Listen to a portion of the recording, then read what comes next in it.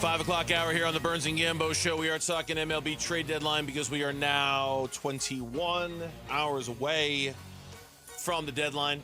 Diamondbacks, all's quiet on the Western Front. There have been two major deals that have gone down so far, both involving relievers. St. Louis Cardinals closer Ryan Helsley was traded from St. Louis to the New York Mets. The New York Mets gave up their 8th best prospect, their 14th best prospect in order to get that done. The big one is Yohan Duran going from the Twins to the Phillies in exchange for Mick Abel, who is a right-handed pitcher, Eduardo Tate, who is a catcher. They are the 4th and 6th best prospects in the Phillies system and 2 of the top 100 prospects in all of baseball. The cost was obviously very high there to get the elite closer from the Twins over to the Philadelphia Phillies, who also has a year left of control beyond this deal as well. There's a part of you that just feels this sadness when you start talking about like really good closers getting traded, because you were hopeful. We were all very hopeful that the Diamondbacks would be able to address their biggest weakness. Now, hang around, stay in the race. Brother, you are preaching to the choir on this one. And it didn't happen. But there's no question, I think for a long time, before we finally realized that this wasn't going to be their year, we were very hopeful that they would just be able to hang on, get by with good starting pitching, a good offense, and a bad bullpen to get to this point to where then Mike Hazen could then go get Helsley, go get Duran, go get one of these guys that could solidify your bullpen for the next 2 months. No doubt, and there is a lot of FOMO, right? Fear of missing out. There's a lot of watching the elite teams of the National League or the competitive teams of the National League doing the thing that you thought you were going to be able to do with your team, and instead you're on the complete other end of the spectrum, which is not even close to what anybody thought the Diamondbacks would be, and yet here we are. So we're waiting. Now, the Diamondbacks have left Detroit. They're already on their way to Sacramento. I saw a picture of Eugenio Suarez, tugging his suitcase along with him in the clubhouse in the hallway, getting ready to get on the plane. So he's still with the team. They're still with the team. But with the Diamondbacks not playing a game between now and Friday, it's safe to say that the roster could, and if we're being honest about it, should look very different by the time. I mean, we're to that point now. I'm hopeful that it does. I think we all should be hopeful that it does. Okay, call me crazy. I want them to trade Merrill Kelly, Zach Gallen, Eugenio Suarez, if you can, Gurriel. I want them to. I do too. Why? Because I'm a fan of the Diamondbacks. Mm-hmm. What does that mean? All of these guys are free agents.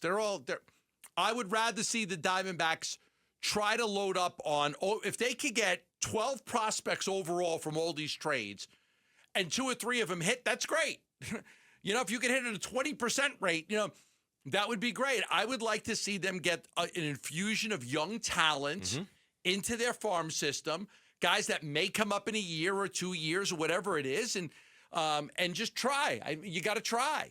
So I'm for the trades. I want to see them make these trades. Yeah, I think, and that's why I agree. That's why they should. They should make these moves. They should make these trades. Now, of course, the old caveats still apply.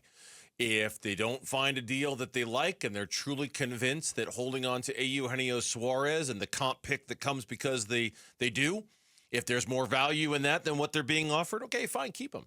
Or same with Merrill Kelly, same with Zach Gallen. If you're better off keeping them because the offers aren't coming in, I understand that. But I think when the offers do start coming in, and I believe eventually they will start coming in, but I also think Mike he's a very savvy, smart general manager.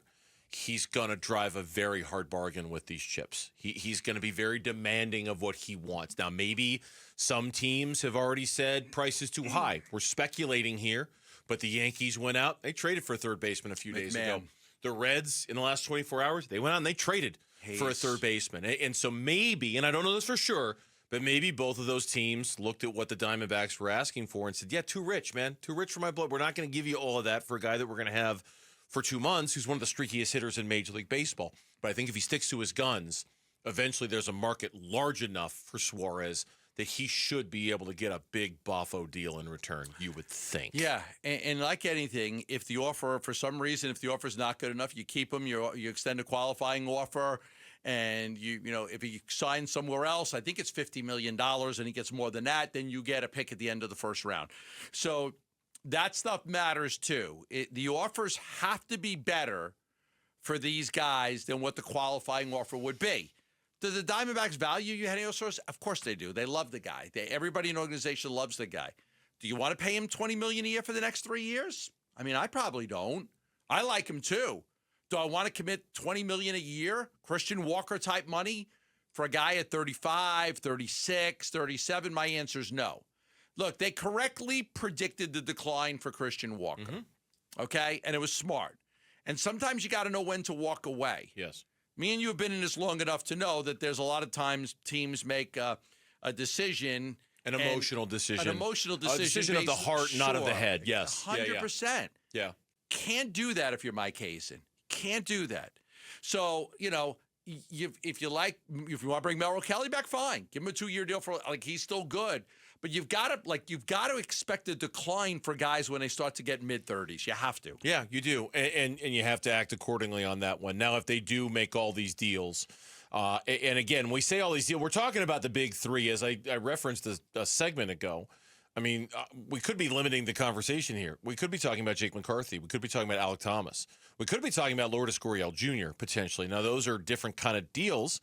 But it might not just be limited to these three. I mean, it's too bad in a way.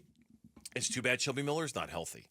It's too bad Ryan Thomas, right? Because then, especially in this relievers market, man, if Shelby Miller were healthy and doing the things that he'd been doing early in the season, there would absolutely be a market for him. It would have been nice if he could have got back and pitched in a couple of these games just to show that he's healthy. So if you're trading for Shelby Miller or Jalen Beeks, you're just basing it on medicals, and you always exchange medicals before any.